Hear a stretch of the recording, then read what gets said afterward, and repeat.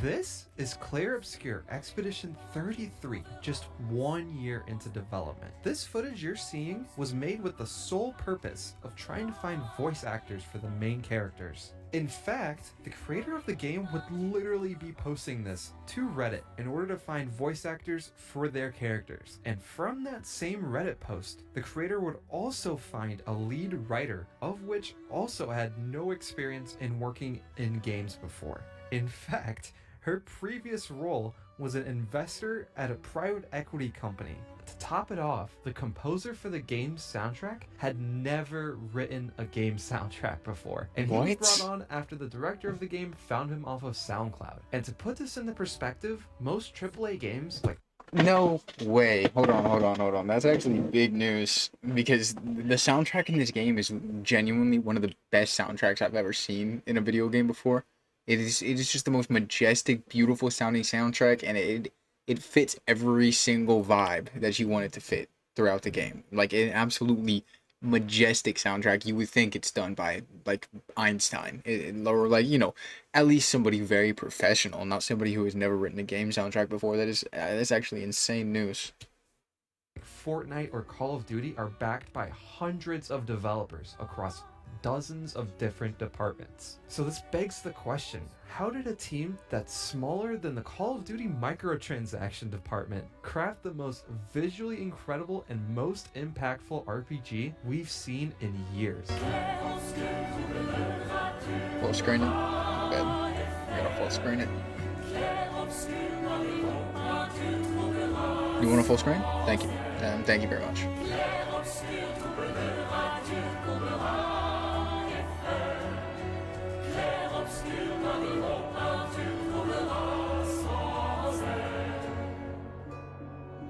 Expedition 33's journey began in late 2020, but the first concepts actually started 4 years before that.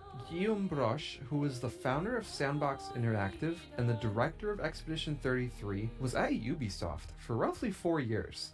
From 2016 up until 2019, he would work on games like The Division 2 and Ghost Recon Breakpoint. After those two games shipped, he was put in a narrative lead role for a game franchise called Might and Magic. And like many of you right now, I had no idea this game franchise even existed. But apparently, the franchise is a mobile game owned by Ubisoft Shanghai, and Broche was leading the narrative for this franchise. And as you would expect from leading narrative on a mobile game designed to extract as much money as possible from players, Guillaume got bored with the work that he was doing on the team and really felt like there was no impact to what he was doing.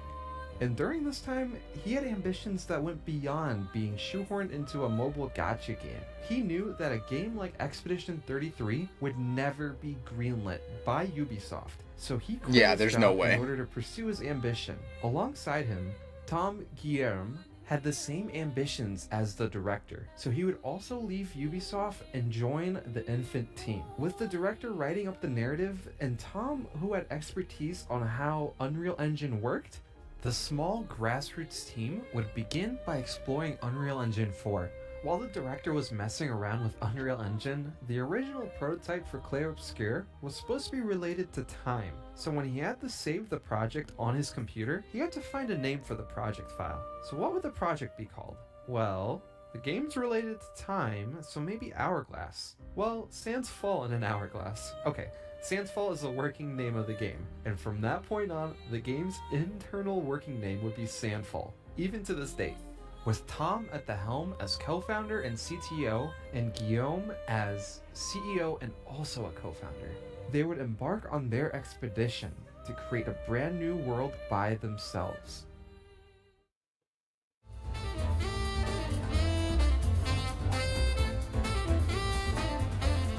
What am I looking at right now? Now that the studio had been founded, it was time to actually build up the game. Since Guillaume wanted this game to have a big focus on narrative, he began reaching out anywhere he could to find people who would be interested in helping the passion project evolve into something a bit more serious. He created this post on the subreddit r/record this for free, looking to cast actors for the main roles of the game, including, of course, Mayel. One of the many people who auditioned from this Reddit post was Jennifer Schvedberg-Yen. She got one of the leading roles as an actor. However, once she joined the team, it was pretty clear that her impact would be most noticed in a writer position, so she became lead writer on the game. Despite the growing teams, the co-founders and Jennifer Yen said that they wore many different hats during the game's production. Her involvement would span from story to gameplay to art and all over the project. At this point, the small team continued prototyping and development on the game, but the team started the hunt for a composer at the same time. The co-founders began their hunt for a composer by reaching out to the most popular composers in the industry, like Hans Zimmer, Johnny Paisano, Danny Elfman, and... just kidding. He began his search on SoundCloud. That's where he found Lorien Testart.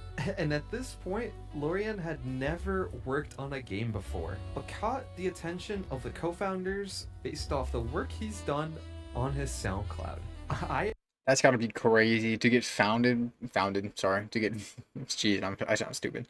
To get found for a game based off of the work that you were posting on SoundCloud, and then for this game to come out and it be this big of a work of art and it be this like beautiful of an interpretation that's gotta be an amazing feeling. I am not making this up. The composer of Expedition 33, one of the best soundtracks I've ever heard in a video game, had never worked on a video game soundtrack before. Oh, and actually, it wasn't SoundCloud. It was even crazier than that. One night, the director went on an obscure gaming forum with like 10 people on it, and he made a post asking if anybody would want to join his team as a composer. And out of sheer luck, Lorien Testard had also randomly found this forum for the first time, just an hour after the post was made. The hunt to expand the team wouldn't end just there. They would also find the studio's art director too. Nicholas Maxon Francombe would join the studio during the founders' hunt through online forums. The core development team of 6 developers would continue to work on the prototype for Expedition 33. Driven by a cohesive vision of what they wanted the game to be from the very beginning, the teams spent the majority of 2020 building out the studio first, and then towards the end of the year, the game itself. Everyone was on the same page here and had the same goals as each other: to make one of the best reimaginings of a classic JRPG that anybody will ever play. The music in this is so gorgeous. No, because can we just take a moment to enjoy the music? Give me one sec. Give me one sec.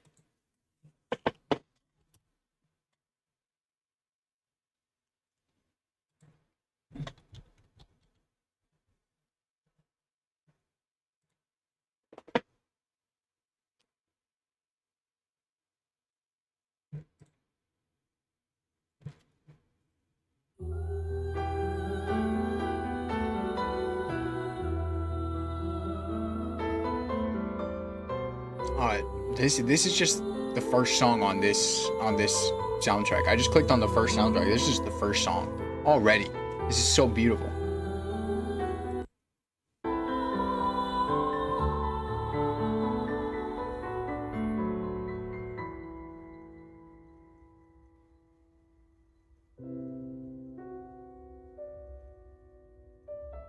Genuinely like one of the best pieces of art I've ever listened to. The entire soundtrack. It's just so beautiful. Gustav soundtrack. This right here, oh my gosh.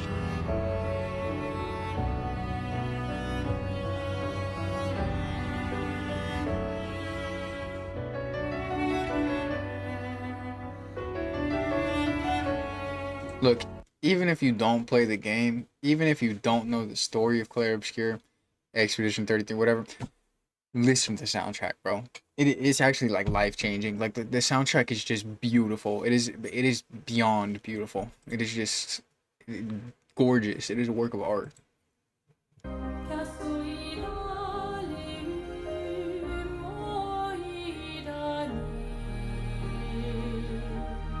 By April 2021, Sandfall moved into a bigger office, and the core development team working on Expedition 33 started to expand.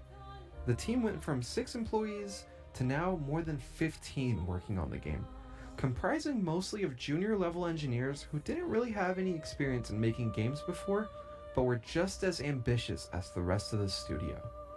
The once grassroots passion project was starting to evolve into something bigger. By mid 2021, they were putting the finishing touches on a newer, rebooted demo, something small but was polished enough to attract attention. The original version of Expedition 33 was more Victorian, but these were all assets comprised of the Unreal Engine assets stored. Just as a quick way to rapidly Was that the early version of Clair Obscur? That right there? That looks like We Happy Few. That looks nothing like Clair Obscur. That's insane. assets comprised of the Unreal Engine assets stored. Just as a quick way to rapidly create a simple Also, does anybody else remember We Happy Few? Am I the only one who remembers that? We Happy Few? I thought that game was like hilariously good. I actually never finished the game myself, but I should go back and play that game. prototype. But as the studio's new art director joined, they shifted directions a bit. The demo was meant to serve as a teaser for potential investors or as a foundation for a future Kickstarter campaign.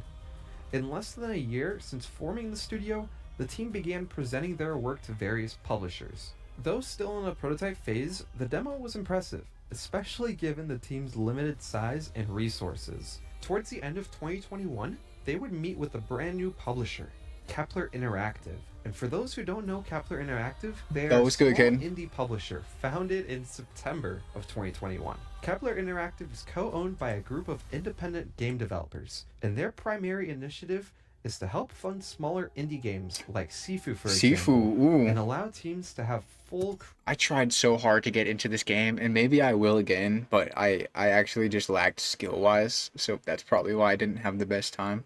I can't even say this game was bad. It was actually really good. I just the same with Silk Song. I just am not familiar with that type of gameplay, and so therefore I have a shitty time with it when I try to play it. But that's genuinely just for the lack of like my skill. I think the games are like beautiful. I think the games would be absolutely legendary if I could get a hold of them. Like if I could get the hang of them, you know.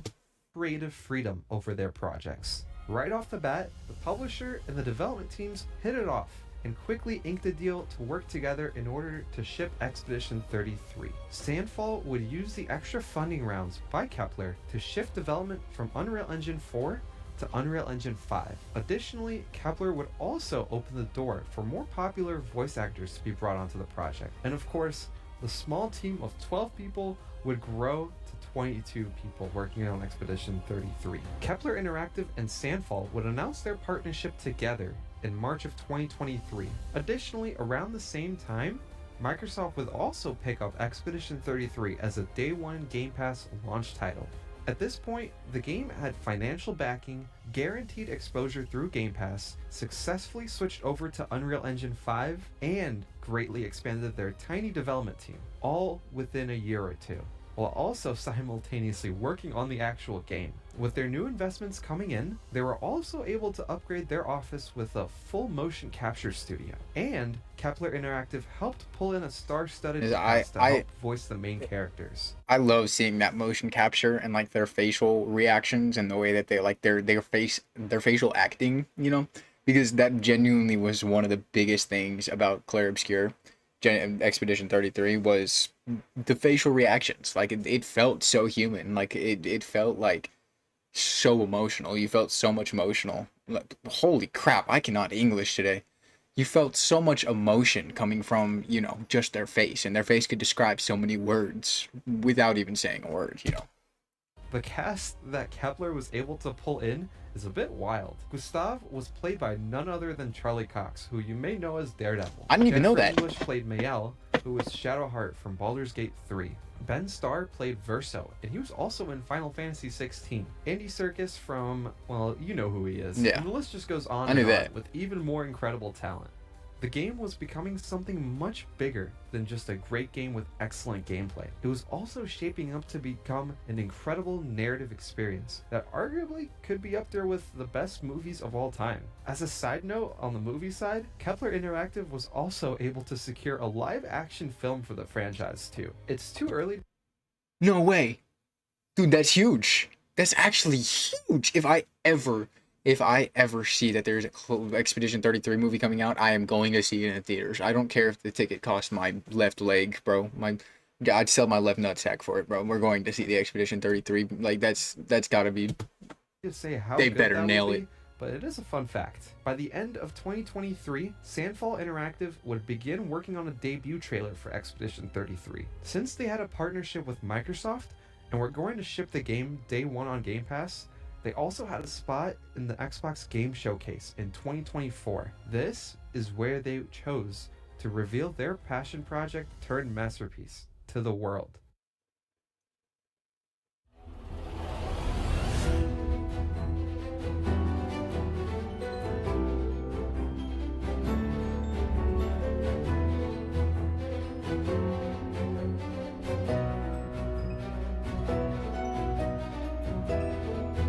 Sandfall Interactive would reveal the game to the world in June of 2024.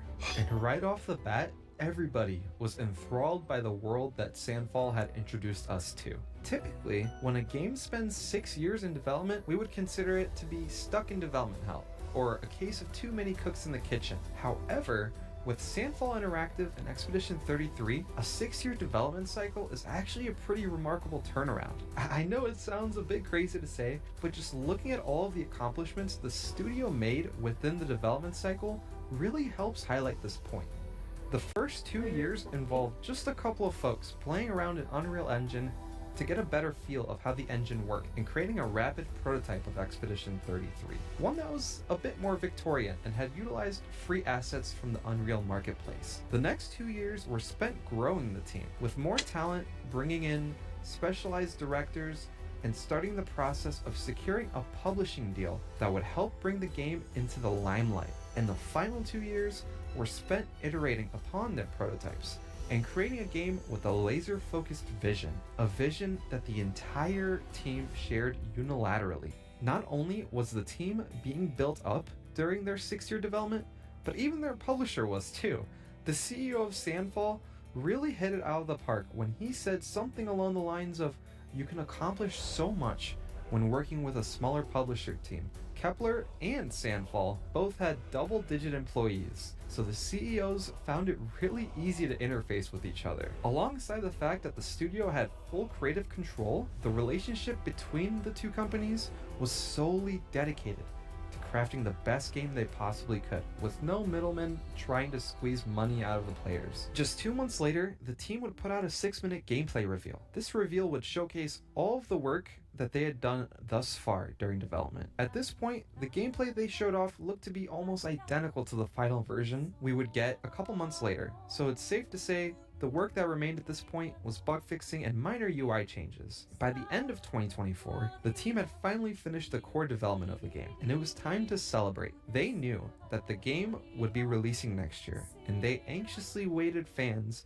to get their hands on their project. And to no surprise to anybody who's played Expedition 33, they absolutely crushed it. Not Genuinely, I feel like because of how small the team was and like just them wanting to create a passion project is what blew it out of the water. Like this is one of the most this is one of the closest things I can compare to a work of art when it comes to gaming. Like Elden Ring, I would compare to a work of art. I thought Elden Ring was genuinely a work of art. Clair Obscur, Expedition 33, a beautiful piece of artwork. It is just every single rock you overturn, every single enemy you fight, every single word that is said. It's a piece of art. It really is beautiful. So like, yeah, I mean, props to them for real, for coming out with such a beautiful game. only was it a critical success with reviewers, but also gamers. Since release, the game has been in the top 10 most popular games on Steam alone. In just 12 days, the game sold over 2 million copies, and we can only imagine what the actual player count is if you factor in Game Pass. The story of this game's development. Oh my gosh, I just burped. Yeah, because I played on Game Pass. I didn't even buy the game. And as a matter of fact, I still haven't bought the game. I'm going to replay the game, and I'm still not going to buy it because it's still on Game Pass. That's how much they care about their fans playing this game. They wanted to get their passion project out there for free relatively free for a lot more people to be able to access. So everybody on Game Pass has access to Clair Obscur, which they shouldn't. I don't think that Game Pass users deserve Clair Obscur. I think it's much more like I think it's worth much more than what they're actually putting it out there for.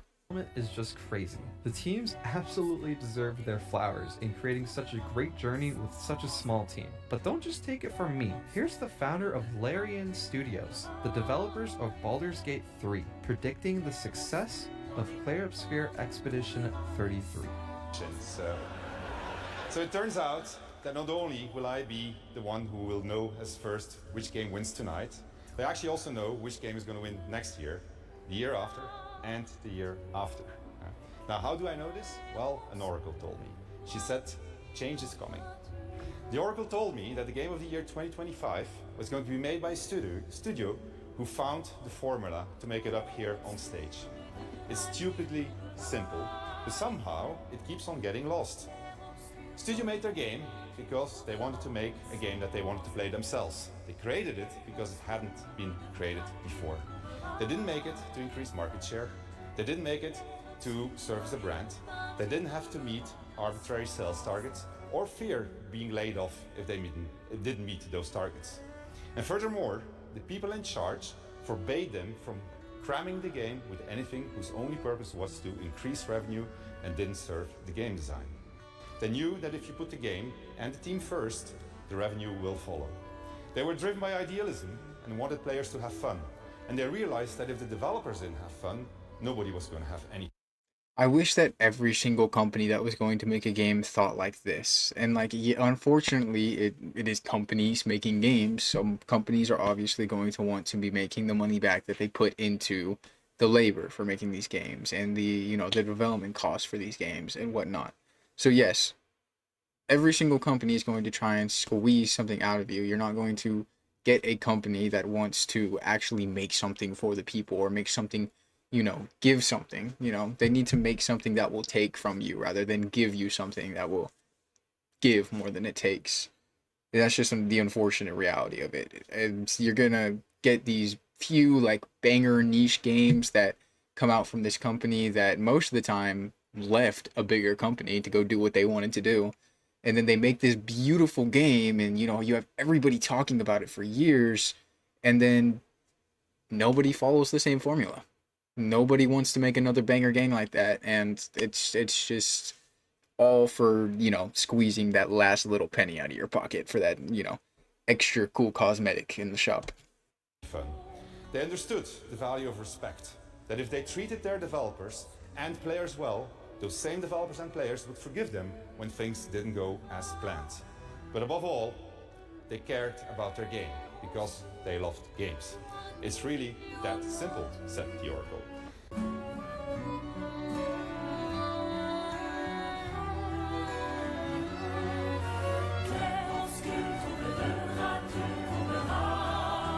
Très importante pour moi. J'ai pleuré pendant 2 jours, j'ai rigolé, c'était formidable.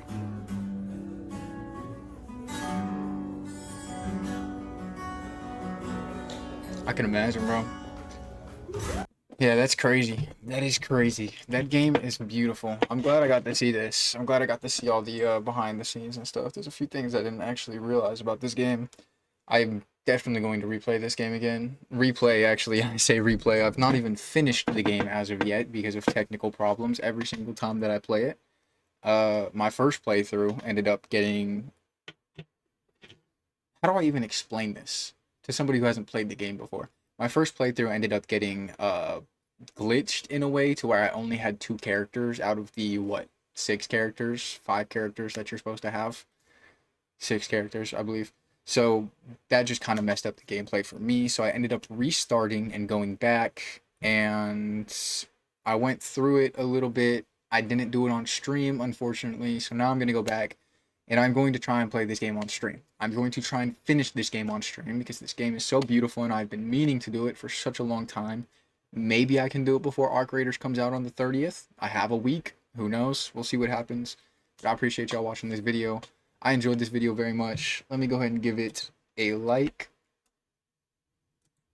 And go ahead and like this video too if you liked it. Why not? Have a blessed day. Peace out.